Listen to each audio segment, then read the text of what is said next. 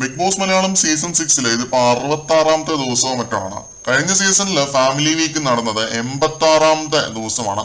Crew തന്നെ വിക്കിപീഡിയയിൽ type ചെയ്തിട്ട് അതിന്റെ സ്ക്രീൻഷോട്ട് ആണ് നിങ്ങൾ കാണുന്നത്. ഷിജു അണ്ണന്റെ ഫാമിലിയാണ് ആദ്യം കയറിയത്. ഡേ 86 ആണ് അതവിടെ അരങ്ങേറിയത്. നമ്മൾ ഓർക്കുന്നുണ്ടാവും.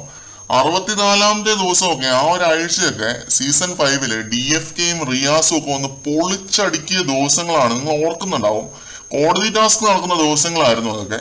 ഇവിടെ ഇതിപ്പോ ഒത്തിരി നേരത്തെ ആയിപ്പോയി എന്ന് മാത്രമല്ല, കഴിഞ്ഞ വർഷത്തെ ഫാമിലി വീക്കിന്റെ പകുതി ഇമ്പാക്ട് പോലും ഉണ്ടാക്കില്ല എന്നൊരു കാര്യമാണ് എനിക്ക് തോന്നുന്നത്. അവിടെ ഗെയിമൊക്കെ അവസാനിച്ച് പരിപാടികളെല്ലാം ആറി തണത്തിരിക്കുന്ന സമയത്താണ് ഫാമിലീസ് വരുന്നത്.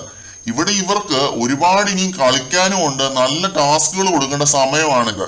മാറ്റിപ്പെടുത്തെന്നൊക്കെ പറഞ്ഞിട്ട് നല്ല ബോറായിട്ടുണ്ട് കേട്ടോ, പറയാതെ വയ്യ.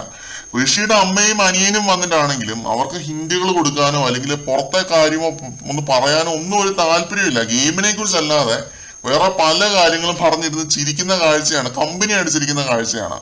ഇത് ലൈവിൽ കാണുമ്പോൾ സത്യം പറഞ്ഞാൽ നല്ല രീതിയിൽ ബോറടിക്കുന്നുണ്ട് എനിക്ക്. എന്താണ് ഈ കാട്ടിക്കൂട്ടുന്നത് എന്ന് തോന്നുന്നുണ്ട്. 86ാമത്തെ ദിവസം ബിഗ് ബോസ് മലയാളം സീസൺ 6 അവസാനിക്കുമോ, അതോ അതിനു മുമ്പ് പൂട്ടിക്കെട്ടി പോകാനുള്ള വല്ല പരിപാടിയുണ്ടോ? കപ്പ് ഇവർക്ക് തോന്നുന്ന ഒരാൾക്ക് കൊടുത്തിട്ട്, അല്ല അതിലേക്കാണോ ഇത് നീങ്ങുന്നത്? വൻ ബോറായിട്ടുണ്ട് കേട്ടോ ലൈവൊക്കെ.